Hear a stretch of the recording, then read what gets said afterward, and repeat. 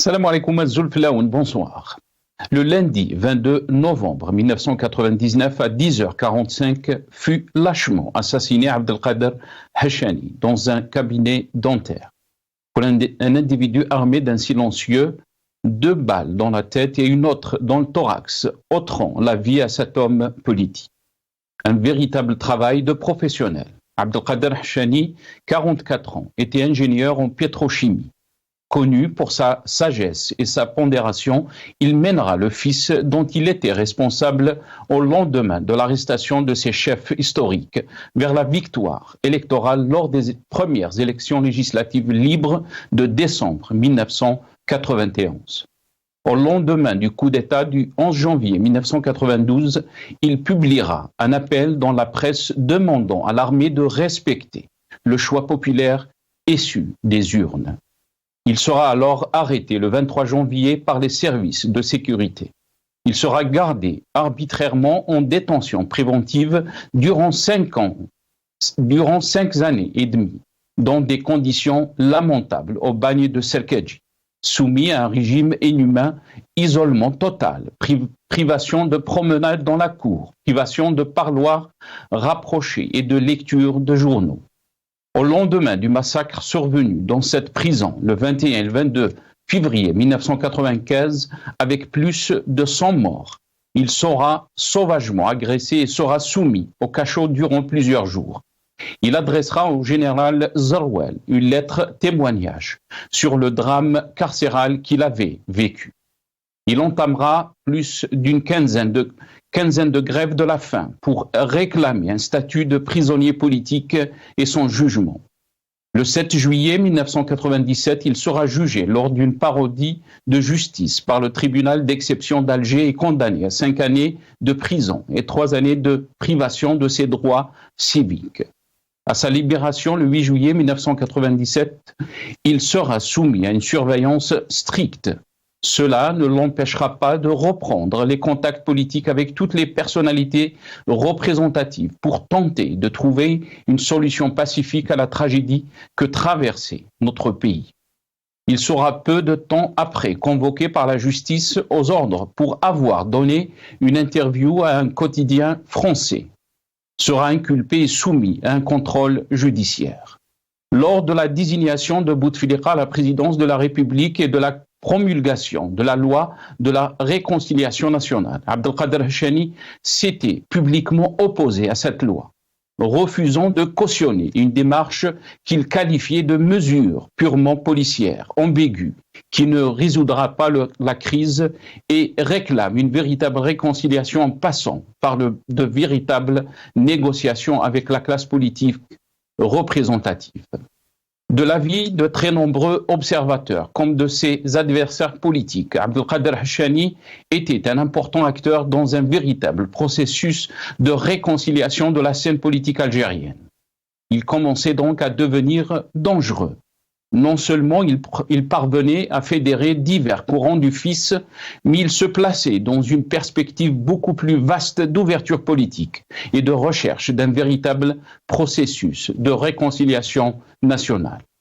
Le 22 novembre 1999, en fin de matinée, Abdelkader Hachani, qui faisait l'objet d'une surveillance policière permanente, se trouve dans la salle d'attente d'un cabinet dentaire à Bablouet.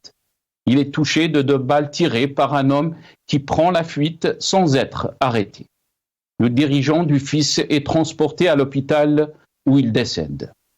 24 ans après l'assassinat de Abdelkader Hachani, le pays est toujours dans l'impasse politique intégrale et que les Algériennes et les Algériens sont soumis à un nouveau cycle de violence politique et de lutte intestine au sein du pouvoir. De Bouteflika à Tebboune, la question qui s'impose: où va l'Algérie?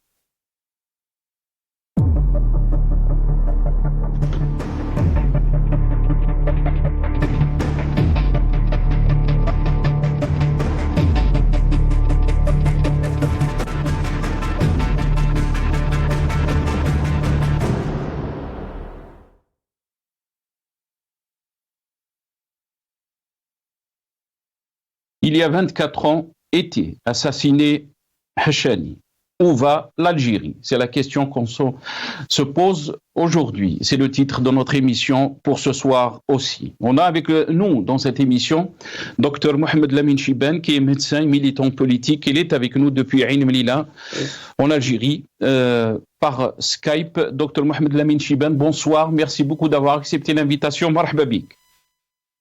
Ahlan bik, Sinas. Salam alaikum. Heureux d'être parmi vous. Je vous remercie pour l'invitation et je salue toutes celles et ceux qui aspirent toujours à la dignité, à l'état de droit, à la justice, à la démocratie. Et je vous félicite encore, je vous remercie pour avoir pensé à cet homme, un cadre du Front islamique, un intègre, un fils d'une famille révolutionnaire de la région de l'Est, de Skikda. Un pétrochimiste, Allah yarhamou, Allah yussali, et honte à tous ceux qui étaient derrière son assassinat. Allah yarhamou. Barakallahu fik, Dr Mohamed Lamine Chibane. J'ai le plaisir aussi d'accueillir dans cette émission Monsieur Nazim Taleb, qui est membre du secrétariat de Rached. Il est avec nous depuis Paris via Skype. Nazim Taleb, bonsoir. Merci beaucoup d'avoir accepté l'invitation. Marhaba bik. Merci pour l'invitation encore une fois. Je salue vos téléspectateurs et votre invité et vos invités, peut-être qu'il y en a d'autres, je ne sais pas. En tout cas, je salue tout le monde.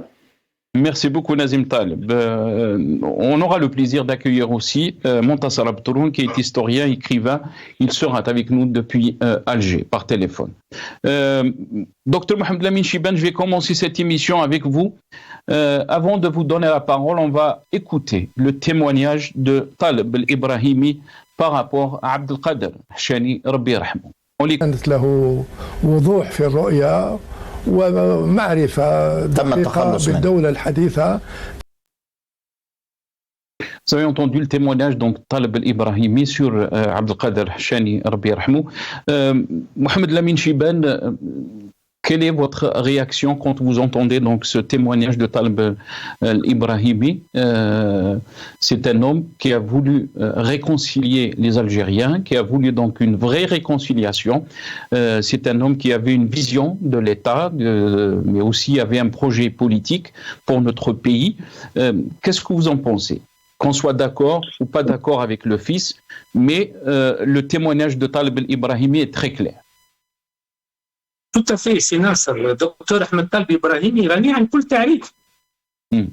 Ex-ministre des Affaires étrangères, ex-ministre de l'Éducation, de la Culture, un proche de Houari Boumediene, fils de l'Allama Cheikh al-Bashir Ibrahimi.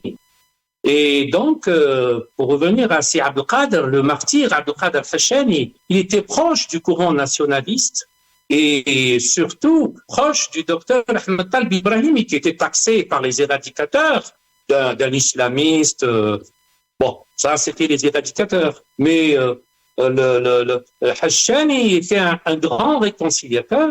Il était animé de pondération, de sagesse. Il était en contact permanent avec le docteur Ahmed Taleb Ibrahimi. Mais regarde, c'est Nasser. Tous ceux qui voulaient la réconciliation, tous ceux qui étaient animés d'un véritable patriotisme. Rappelez-vous, le colonel Qasdi Merbeh, Allah yarhamou, il a été assassiné. Donc, tous ceux qui voulaient vraiment que l'Algérie sorte de ce gouffre, soit ils sont marginalisés, comme le docteur Ahmed Ibrahimi, on lui a pas donné son agrément pour le mouvement Wafa, dont je suis fier d'être un membre fondateur du mouvement Wafa. Et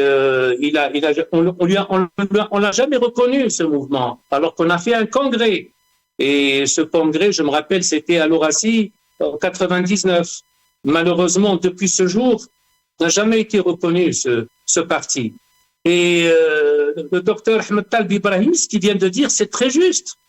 Il est vrai que Hachani, parce que certains cercles voulaient taxer tout le fils d'un mouvement radical. Non, c'est pas vrai. Le fils, c'est un franc, le franc islamique du salut. Et ce franc, justement, il y a des réconciliateurs, il y a des faucons, il y a des modérés. C'est tout à fait normal.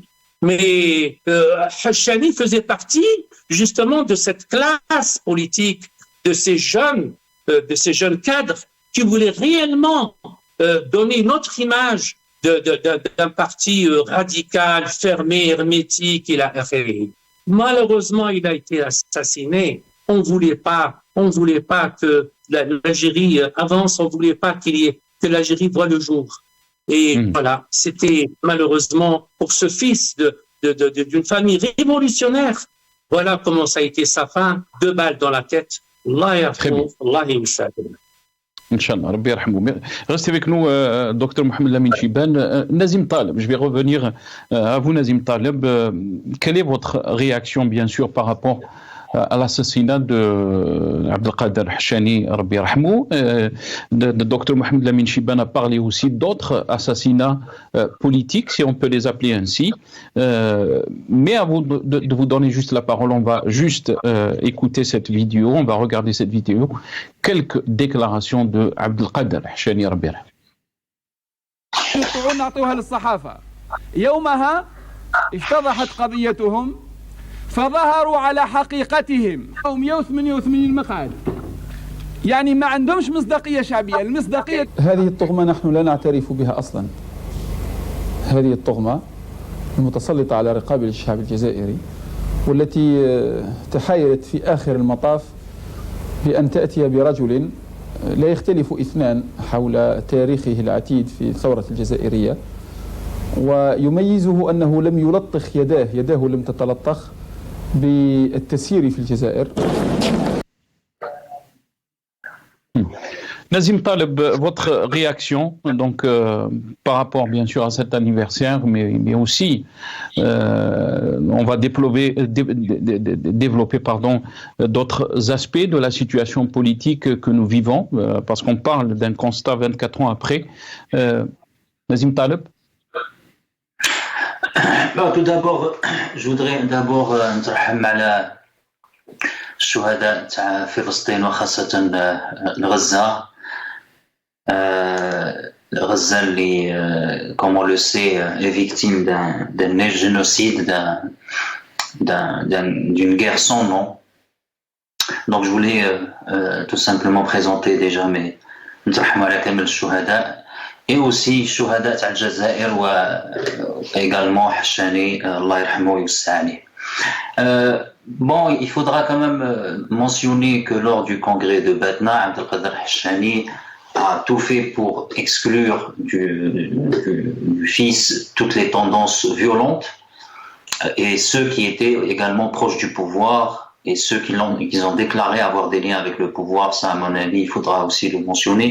Il faudra mentionner également qu'il a fait une lettre à Boudiaf pour ne pas accepter la position de président à l'époque, pour dire que il sera finalement complice de cette volonté de mener l'Algérie vers les abysses.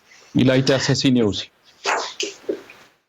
Bien sûr qu'il a été assassiné parce qu'il s'est rendu compte, parce que Boudiaf, c'est sûr qu'on a énormément de choses à lui reprocher, notamment sur cette période-là, mais je crois qu'il s'est rendu compte de la supercherie et il a signé son arrêt de mort quand il a parlé de corruption politico-financière. Je crois qu'il a tout compris. Mais c'était trop tard. Mais il n'en demeure pas moins qu'il a malheureusement beaucoup de sang sur les mains, notamment on se rappellera des exécutions sommaires, des parquets, des milliers de jeunes Algériens dans les camps du Sud, notamment à une irradiation nucléaire. On connaît également les conséquences. Énormément sont morts avec le cancer, si ce n'est pas, ils sont pas morts sur place. Il faut aussi mentionner que quand ils l'ont amené au tribunal après 5 ans de détention arbitraire, ils l'ont torturé, énormément torturé d'ailleurs, il l'a déclaré au juge. Et pour finir, on lui a, après être sorti de prison, il y a un général qui est allé le voir pour lui dire je te donne villa, maison, un boulot, et il leur a dit je ne trahirai jamais le peuple algérien. Donc ça vous donne quand même le calibre de la personne, sa grandeur, et je crois Taleb Ibrahimi le dit très bien, c'est-à-dire que c'était quand même la crème de ce parti qui a été, qu'on soit pour ou contre d'ailleurs, ce n'est pas le sujet.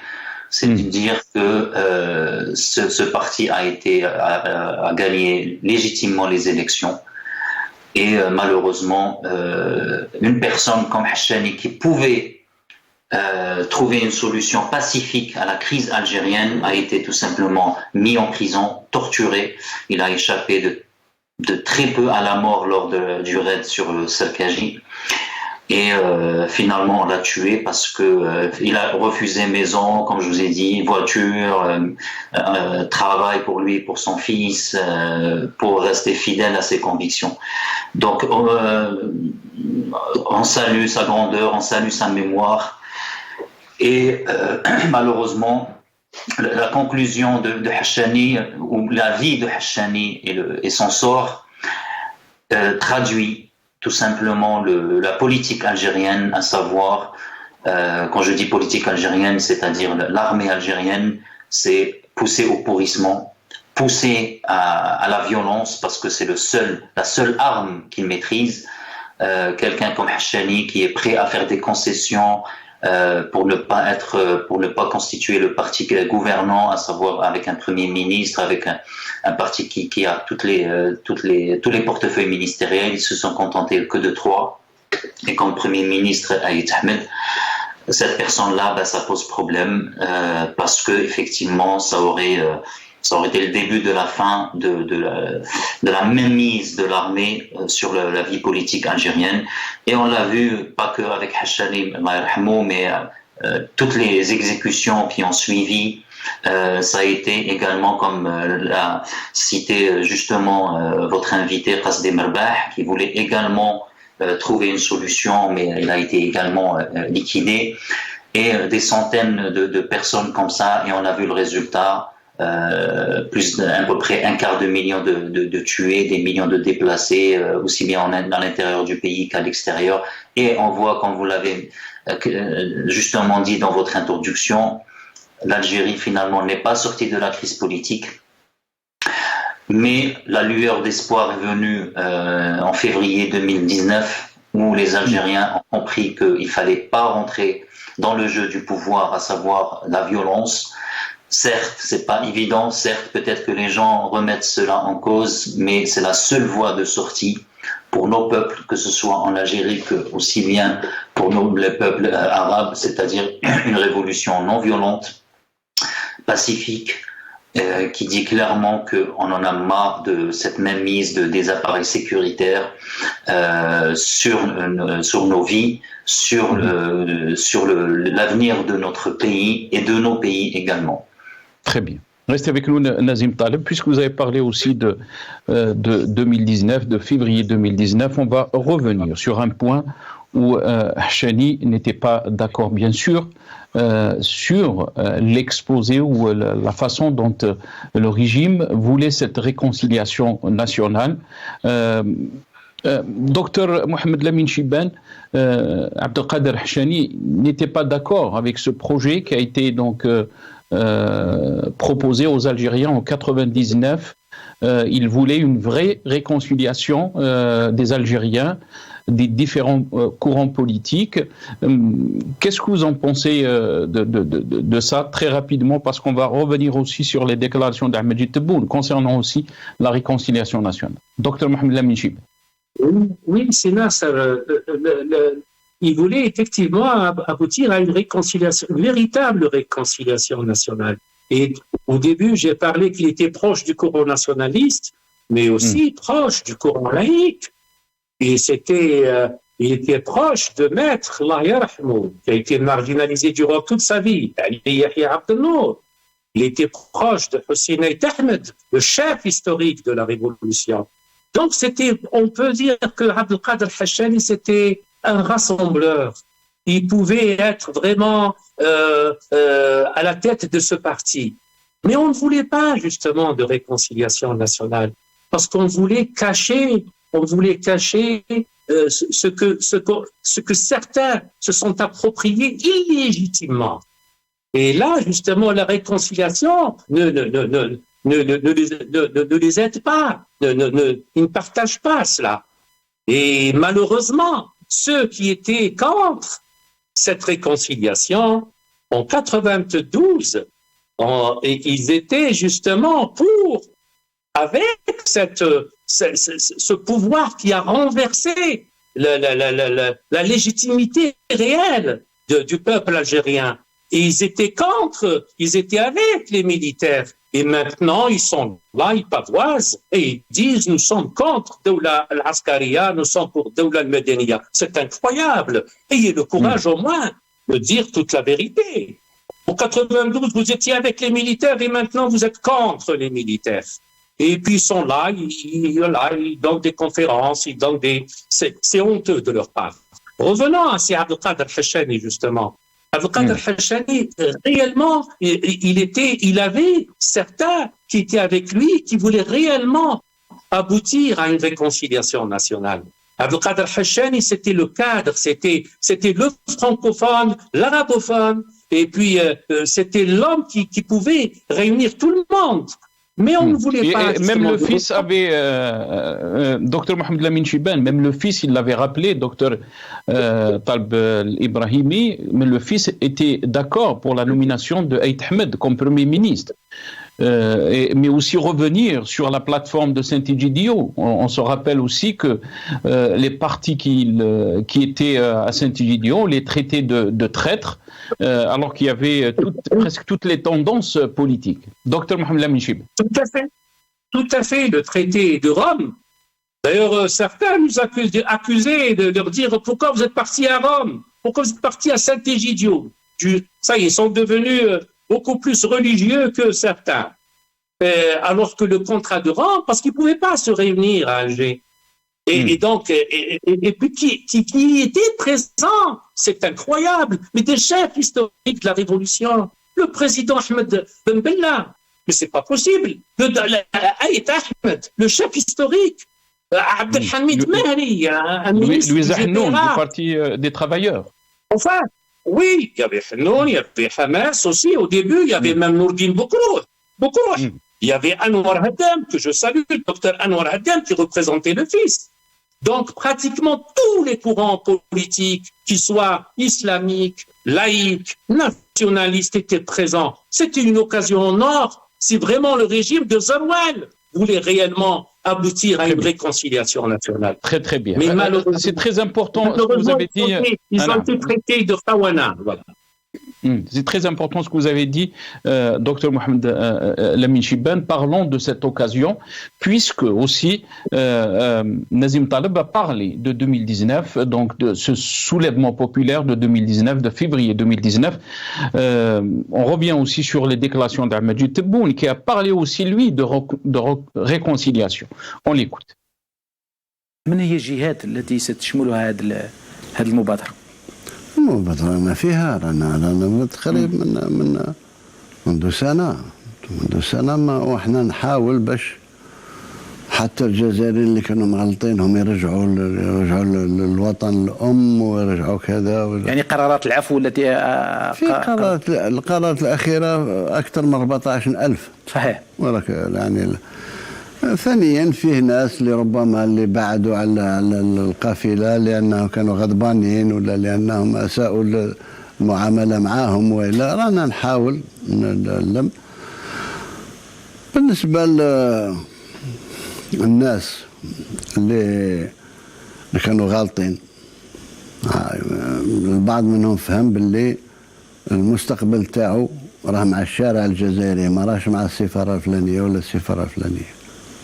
ما يمشيش في شعب مقاوم.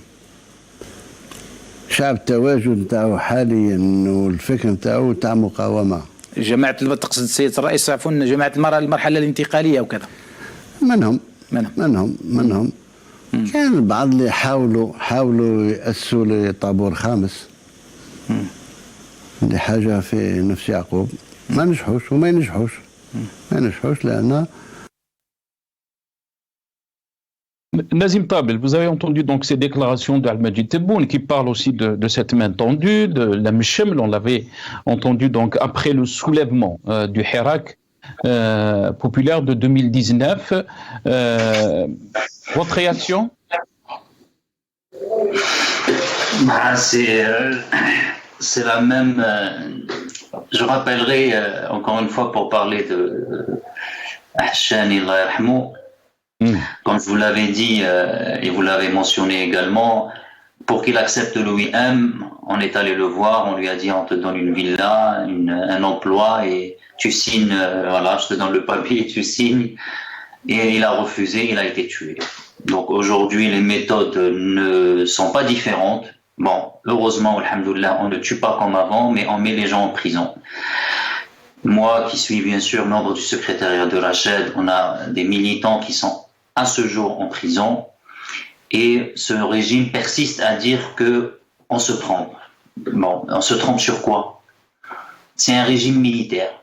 Regardez juste la loi de finances 2024, 20 milliards de dollars ou 22 milliards de dollars pour l'armée. Ça, c'est sans parler du budget d'équipement. 10 milliards pour la police. On peut pas parler, on peut pas il n'y a pas de syndicat, il n'y a pas de liberté d'expression. C'est un pays qui va de plus en plus mal au niveau local, au niveau régional, au niveau national. Tout le monde veut sortir de ce pays parce que les gens étouffent de ce régime qui ne n'offre aucune perspective. Alors donc on lance des chiffres à droite, à gauche, les choses vont mieux. Les choses ne vont pas du tout mieux. Donc on s'est pas trompé et on n'a pas besoin d'aller à un consulat ou une ambassade. Ceux qui vont aux ambassades, c'est eux-mêmes. C'est ce régime algérien qui a toujours pris appui et ses assises sur l'appui des puissances étrangères, notamment la France, l'Angleterre et les États-Unis. Le régime en Algérie en 91 était pratiquement fini, le régime militaire, et comme il l'a été en 2019. Mais regardez les médias à l'époque, juste les médias français, pour vous donner un exemple, il y avait une révolte à Hong Kong, c'était 24 heures sur 24, 20 millions d'Algériens qui sortaient à Alger et dans les autres wilayas du pays. Ça ne méritait aucune couverture des médias français. C'est juste pour vous dire la complicité des puissances étrangères. Et donc, on se rappelle aussi, Nazim Taleb, du déplacement de Ben Saleh, le président intérimaire qui s'est déplacé en Russie devant Poutine, qui lui disait que la situation était sous contrôle, si on peut dire. Il y avait Amamra qui partait en Chine, il y avait une visite effectivement de la Russie, il y a eu des visites également en France, secrètes ou déclarées. Non, on est bien d'accord que regardez ce qui s'est passé en Égypte. L'Algérie ne va pas faire exception. On a eu un président légitimement élu. Ils ont gagné 5 élections. Et les États-Unis n'en ont pas voulu. Et aujourd'hui, voyez ce qui se passe en Égypte. Eux qui disaient les frères musulmans, regardez ce que Sisi a fait. Il a tué plus de 1000 personnes en une seule journée. 1000 personnes en une seule journée. Des dizaines de milliers de prisonniers. Des femmes qui sont violées dans les prisons. Et un État, encore une fois, qui est... aujourd'hui, on achète l'Égypte et sa complicité vis-à-vis d'Israël à coups de milliards pour ne pas ouvrir ne serait-ce qu'un portail Ma'bar Rafah. Et malheureusement, l'Algérie également, surtout... Et pourtant, Nazim Taleb, vous avez dit que avant on assassinait, maintenant on jette les opposants en prison. Mais le régime parle d'une nouvelle Algérie. Il parle de Hirak Moubarak. Même le premier ministre Al-Arbaoui, qui dit que Tebboune est un défenseur des droits de l'homme. On va écouter ce qu'a déclaré donc Nadir Al-Arbaoui, le nouveau premier ministre. إن احتضان الجزائر لفعاليات هذا الحوار المتزامن مع انعقاد اجتماع المحكمة الإفريقية لحقوق الإنسان والشعوب يعكس الأهمية التي توليها الجزائر بقيادة رئيس الجمهورية السيد عبد المجيد تبون لحقوق الإنسان بمختلف أبعادها السياسية والاقتصادية والاجتماعية. Nazim Taleb, vous avez entendu donc Nadir El-Arbaoui, le nouveau Premier ministre. Qu'est-ce qui est différent? Qu'est-ce que ce régime fait différemment par rapport aux années 90? Non, malheureusement, c'est un régime il fait aucune nouveauté, ce régime. Ce régime, il est purement militaire et il faut toujours se rappeler que Tebboune est le choix de l'armée. Quand il a été soi-disant élu, déjà, il y avait un taux de participation très faible, 10%, et il y avait effectivement, le peuple algérien n'est pas allé voter, et ça a été un choix imposé à l'époque par Gaïd Salah. Et on se rappelle la guerre entre Gaïd Salah et les autres généraux qui voulaient imposer d'autres candidats. Donc, il ne faut pas dire qu'il y a du nouveau. Demandez à un Algérien dans la rue, vous lui dites qu'est-ce qui a changé en Algérie, il vous dira peut-être que c'est pire que Bouteflika. Les gens même commencent à regretter même Bouteflika. Parce que effectivement, faites un post Facebook et parlez de la réalité de ce que vivent les Algériens, vous allez en prison. Quelle nouveauté il parle? Est-ce que l'Algérie, dans les classements internationaux en termes de respect des droits de l'homme, est-ce elle est devenue parmi les top 10? Elle est toujours au queue de peloton. Regardez l'Algérie en termes de corruption, c'est toujours la même chose, elle est en queue de peloton. Regardez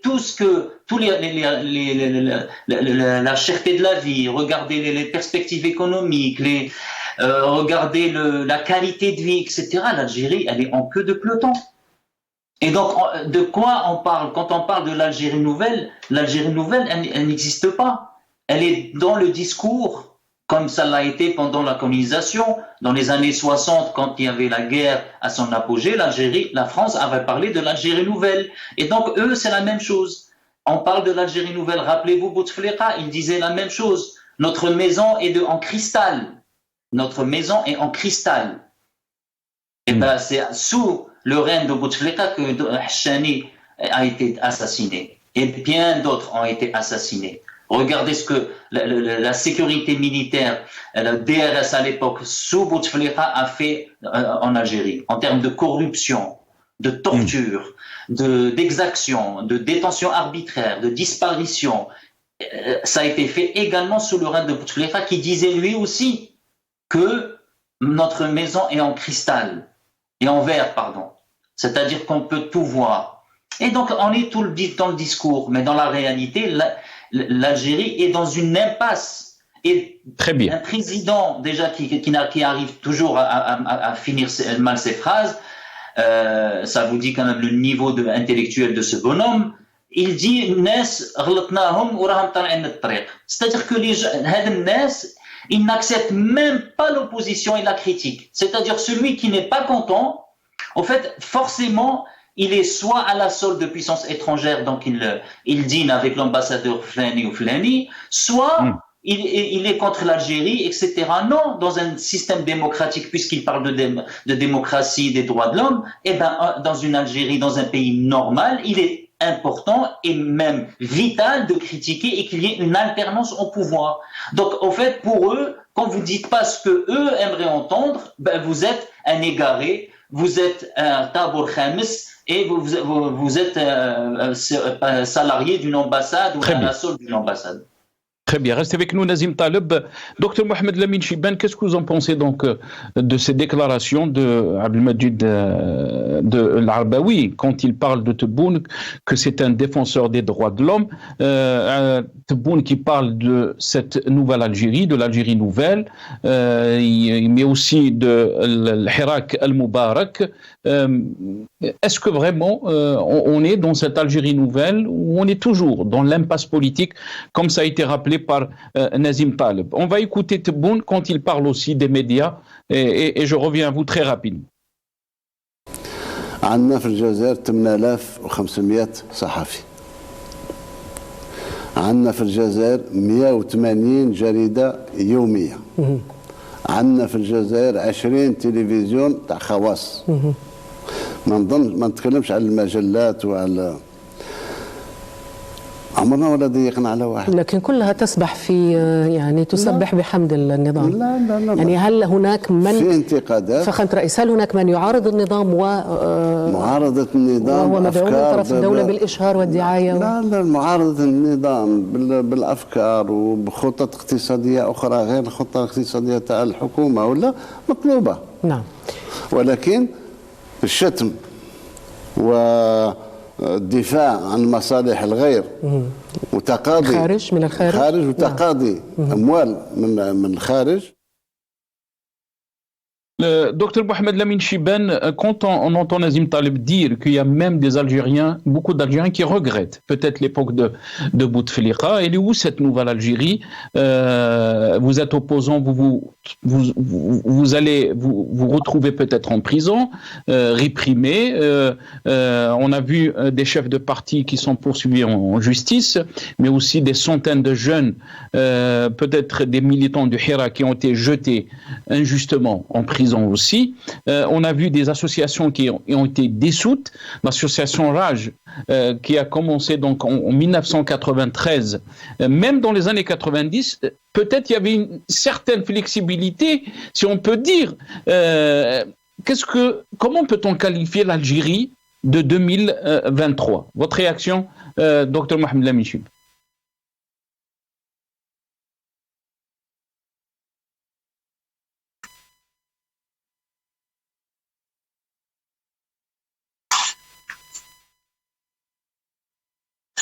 Vous m'entendez, c'est Nasser? Ouais, on vous a perdu un petit moment, docteur. Tfadal. Là, on vous entend. Tout à fait. Ce que disait votre invité est tout à fait juste. Et même ce que disait Ben Al Jazeera, que je salue d'ailleurs, Al Jazeera, la chaîne اللي راهي توضح وتورينا العالم كامل على le génocide commis contre le peuple de Gaza. Est-ce que ces journalistes ont pu parler par exemple, de Karim Tabou? À chaque fois, on lui casse sa voiture. Ou là, Karim Tabou, lui, qui est une icône du Hirak, un homme très populaire, très aimé par une majorité du peuple algérien. Il n'y a pas un mot sur Karim Tabou. Où sont ces journalistes? Et c'est malheureux. Et puis, votre invité parlait tout à l'heure de l'opposition. Effectivement, l'opposition n'a jamais été reconnue par le pouvoir en place. Vous m'entendez, c'est Nasser? On vous entend très bien, docteur. On vous entend très bien. L'opposition, depuis l'indépendance, n'a jamais été reconnue. Rappelez-vous, en 75 ou 76, lors du manifeste écrit par deux ex-présidents du GPRA, Farhat Abbas, Allah yarhamou, et Ben Youssef Ben Khadda, Allah yarhamou, en plus de Cheikh Mohamed Khirdine, qui représentait le courant des oulémas, et de Hussein Lahouel, qui était un proche de Massal El-Haj. Tous les courants étaient présents dans ce manifeste qui a été rejoint par Qaïd Ahmed, feu Qaïd Ahmed, le commandant Slimane, qui était le responsable du parti à l'indépendance. L'APS, à l'époque, disait des éléments réactionnaires agissant à la solde de l'étranger. Et depuis ce jour jusqu'à maintenant, on ne reconnaît pas cette opposition. Il y a, comme le disait Brahimi aussi, que je salue, des partis de complaisance, des partis Tasfag, les partis qui sont là à chaque manifestation électorale, qui sont là pour rentrer aux élections, et puis par la suite pour dire non, on nous a volé nos voix.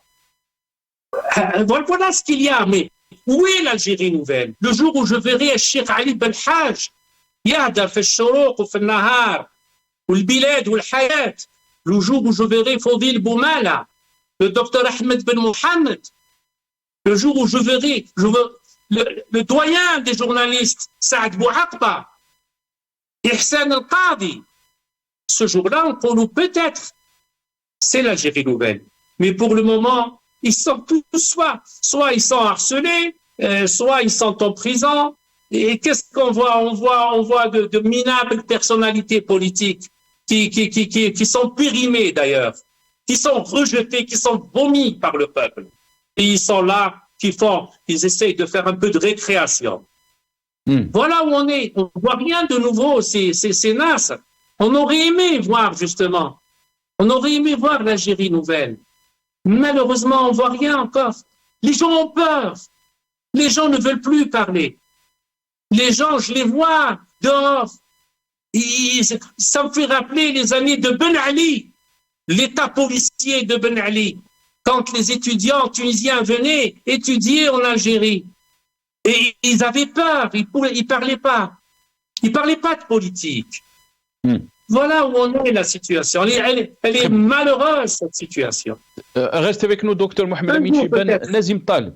نعم ابقى معنا الدكتور نازم طالب. يعني quand il y a des discours, mais aussi des intentions d'aller vers un deuxième mandat de Abdelmajid Tebboune. Bien sûr, les élections présidentielles de 2024, vous avez parlé d'une situation catastrophique, ceux qui regrettent peut-être même l'ère Bouteflika. Où va l'Algérie? C'est cette question qu'on a posée donc dans notre titre. Qu'est-ce que vous en pensez, Nazim Taleb? Si vous me permettez, Nasser, je vais quand même relire ce que Ben Ghna disait de Tebboune en 2017. Je n'ai jamais entendu dans ma vie une bassesse de ce niveau, sauf chez les masseuses de Hammam. Les scandales n'ont pas fait plier le dos de ce ministre du Logement. Elle parlait de Tebboune quand il était ministre du Logement.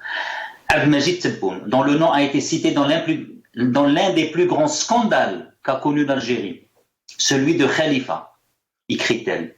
Khadija Ben Ghna dénonce également cette utilisation intempestive de la main étrangère, vous voyez, on parle encore de Tabour el-Khamis et les consulats, par les autorités pour se dédouaner de toute responsabilité. Elle écrit non sans humour, le ministre de l'Habitat, Abdelmajid Tebboune, a tenté de faire croire aux gens que la main étrangère essaye de déstabiliser le pays. Quand vous entendez une déclaration officielle aussi basse, vous vous rappelez du film Carnaval fi Dachra, El-Makhlouf, El-Bombardé qui disait Fakobik. Donc, Khadija Ben Ghna, qui critiquait ouvertement Tebboune, c'est ce genre de journaliste dont parlait Tebboune. Les 8500 journalistes dont il parle, Hacha li ma yastahlash, encore une fois, c'est ce genre de journaliste. C'est-à-dire on critique et après on revient au sérail, on revient à la bergerie, tel un toutou. Malheureusement, c'est ça la réalité du journalisme algérien.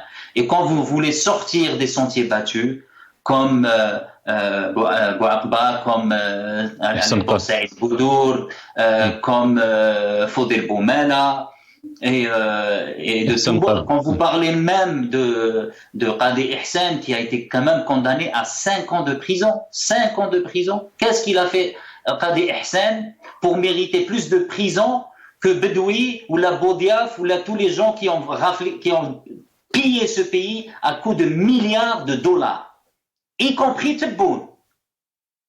Et c'est pas moi qui le dis, c'est pas l'opposition, c'est Ouihya, lors de son procès, qui disait « Allez voir ce qui se passe au ministère de l'Habitation, comme corruption ».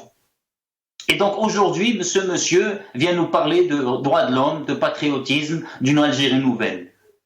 Un corrompu comme lui, celui qui a participé au coup d'État en 92, ne peut pas parler, n'a même pas le droit de parler d'une Algérie nouvelle, parce que lui, il a tété à l'Algérie, les militaires, à l'Algérie, les rentiers, les corrompus, les criminels, ceux qui ont sucé le sang de ce peuple qui a donné tant de vie pour se libérer du joug de la colonisation française. Est-ce que vous êtes en train de dire, Nazim Taleb, que si on change Abdelmajid Tebboune, s'il y a une autre personne, si on veut dire, les choses vont aller mieux ou le problème est beaucoup plus profond et les Algériens l'ont dit, changement de système, si on peut dire, mais aussi ça a été rappelé par le président Macron qui avait parlé de système politico-militaire. Nazim Taleb, très rapidement parce qu'il ne me reste pas beaucoup de temps. Non, je vais être très rapide. Le peuple, il a très très bien résumé cela en février 2019. Dawla madaniya machi askariya. Tout simplement. Et la solution aujourd'hui, c'est pas par un changement de président. L'Algérie, on a connu tant et rien n'a changé. Parce que justement, la colonne vertébrale de l'Algérie reste le militaire. Et c'est pour ça que je reviens sur ce qu'on a dit à l'époque de Rachad en plein révolte, le Hirak de 2019. Il faut qu'il y ait une frange de l'armée qui, j'espère, va réaliser la dangerosité de la situation et les choses vont devenir encore plus dangereuses suite au changement géopolitique qui se passe aujourd'hui au Moyen-Orient. Aujourd'hui, il va y avoir deux blocs qui vont s'affronter et deux blocs qui vont séduire l'un et l'autre, aussi bien le bloc américain que le bloc chinois. Je ne souhaite ni l'un ni l'autre pour notre région parce qu'on a un modèle beaucoup plus humain, beaucoup plus démocratique et beaucoup plus respectueux de l'humain et de son bien-être. Donc, il faudra savoir, il faut que cette frange arrive à la conclusion que l'Algérie ne pourra pas durer comme ça éternellement et qu'il faudra un vrai changement démocratique avec un état de droit qui respecte effectivement chaque Algérien et Algérienne. Très bien. Très rapidement, Dr Mohamed Lamine Chiban, une minute. Allah yabarak fik. Est-ce que vous pensez qu'il y a urgence par rapport à la situation que vit notre pays pour un changement? Ça a été rappelé bien sûr par le Hirak. Très rapidement, Dr Mohamed Lamine Chiban. Oui, c'est là, bien sûr, il faut garder espoir. Il y a dans ce peuple, au sein de ce pouvoir, il y a des gens qui sont animés de réconciliation. Rappelez-vous, en 92, il y avait des militaires qui étaient contre cet état de fait. Et je cite comme ça, au passage, le général Rachid Ben Yeldes, qui était un proche du docteur Ahmed Taleb Ibrahimi, un grand réconciliateur. Donc, il y a des gens, il y a beaucoup de gens qui sont animés de bonne volonté. On fait confiance. Et je voudrais, avant de terminer, m'incliner devant un médecin, un chef de service médecine interne à l'hôpital Shifa à Gaza, qui vient qui est décédé suite au bombardement de l'entité sioniste. Et il a perdu, lui, il est mort, sa femme, ses enfants, ses frères et sœurs. Et je m'incline devant les plus de 50 journalistes qui sont morts avec le motus, la complicité de l'Occident. Cet Occident qui se dit le monde libre, mais qui se tait. Il se tait devant ces massacres. Et que Al-Nasr pour Gaza, Inch'Allah. Merci beaucoup, Dr Mohamed Lamine Chiban. Merci aussi à Nazim Taleb, membre du secrétariat de Rachad. Vous étiez avec nous depuis Paris via Skype. Merci. C'était prévu donc Montassar Abtouroun de participer à cette émission. On n'a pas pu le joindre. Merci à vous, chers téléspectateurs, d'avoir suivi cette émission. Ya'atikum saha.